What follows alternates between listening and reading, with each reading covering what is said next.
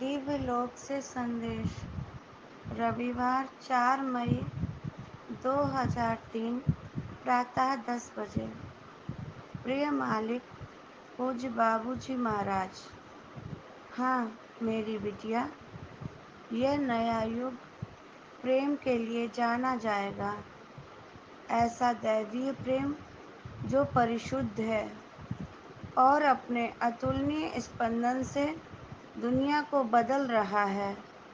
सहज मार्ग दो लोकों के बीच का सेतु है।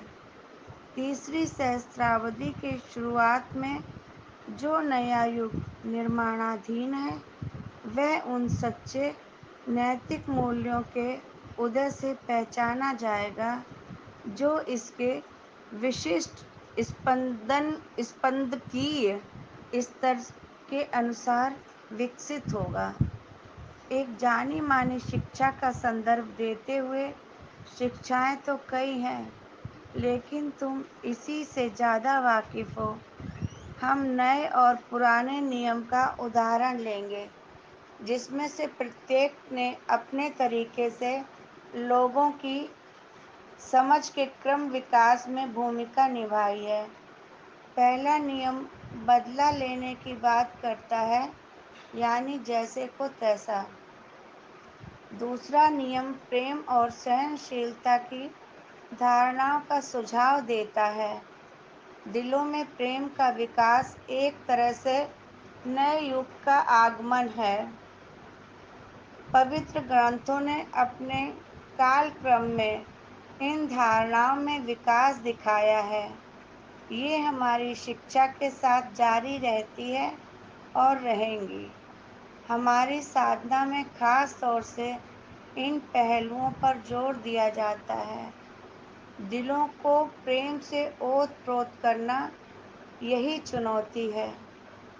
यह बहुत ही महत्वपूर्ण है और मौजूदा हालात में यह मुमकिन नहीं लगता, लेकिन यह ऐसा ही है।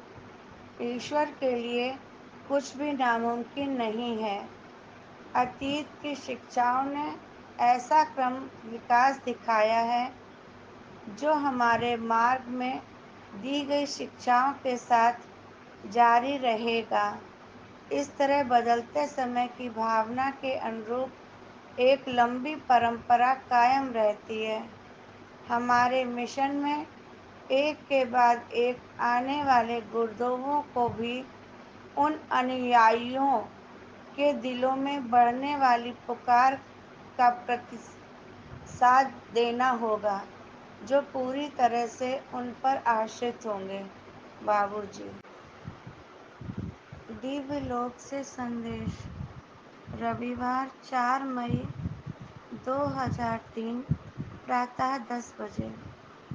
प्रिय मालिक पूज्य बाबूजी महाराज। हाँ मेरी बिटिया, यह नया युग प्रेम के लिए जाना जाएगा। ऐसा दैवीय प्रेम जो परिशुद्ध है और अपने अतुलनीय स्पंदन से दुनिया को बदल रहा है। सहज मार्ग दो लोकों के बीच का सेतु है। तीसरी सहस्त्राब्दी के शुरुआत में जो नया युग निर्माणाधीन है, वह उन सच्चे नैतिक मूल्यों के उदय से पहचाना जाएगा जो इसके विशिष्ट स्पंदकीय स्तर के अनुसार विकसित होगा। एक जानी मानी शिक्षा का संदर्भ देते हुए, शिक्षाएं तो कई हैं, लेकिन तुम इसी से ज्यादा वाकिफ हो।